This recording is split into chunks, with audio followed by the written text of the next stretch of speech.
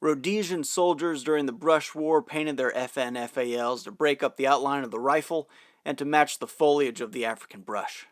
Ah, who are we kidding? They did it for the memes! We're talking about guys who would parachute into combat not knowing if they were going to land on top of a thorn bush, a deadly snake, a pride of lions, a gaggle of communists.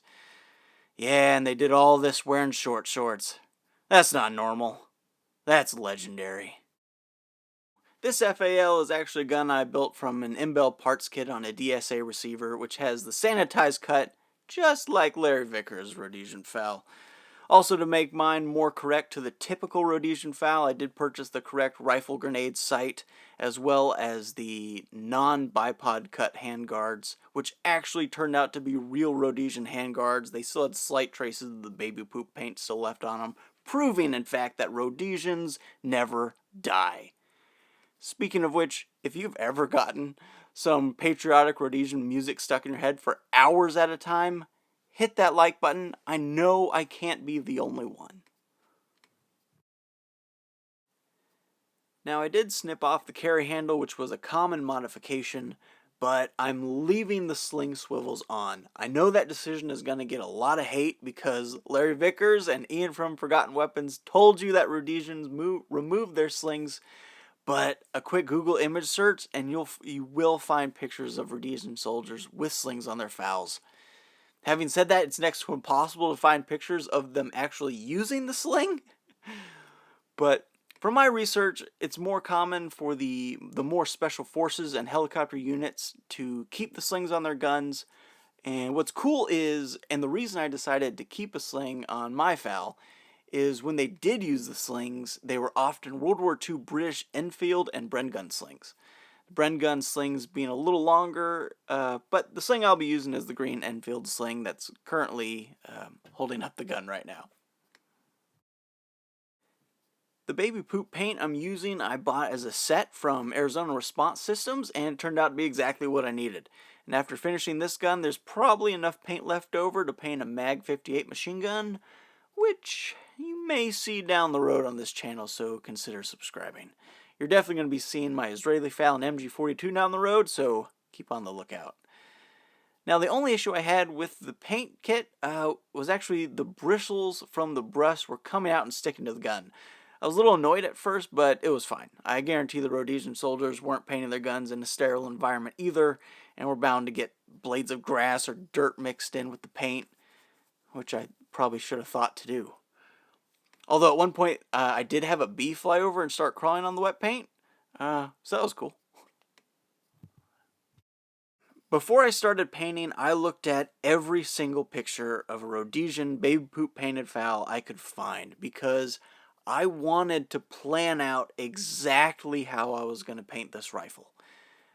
But once I had the paint in my hands, I threw all that away and I just winged it. And I am so glad I did. I made so many mistakes painting this gun, but every time I did, it just looked better. This is a paint job on a gun that needs to be random. If you were to plan out every single inch of it, it's just gonna look fake.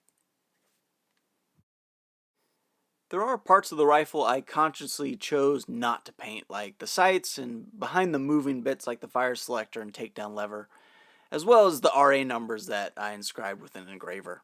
I did accidentally paint over those, but with a paper towel it's easy to wipe it off, and I'm glad it happened because it left paint in the engraved numbers, whereas before it was just shiny metal. I never did find out what was the right amount of paint to have on the brush. It was always either too much or too little. If it was too little, it wouldn't transfer well over onto the gun.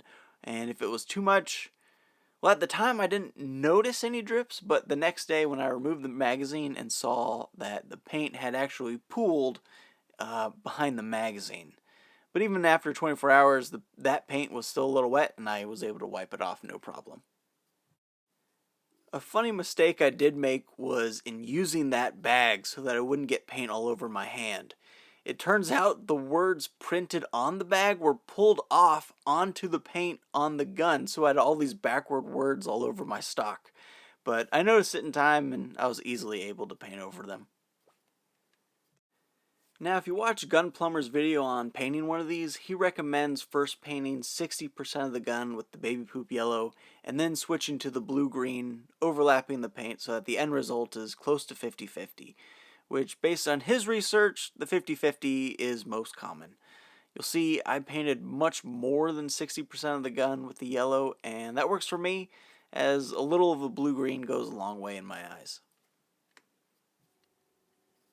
Now that I've covered the rifle with paint, I'm going to use the wet brushes to pull the blue-green color onto the yellow and then the yellow onto the blue-green.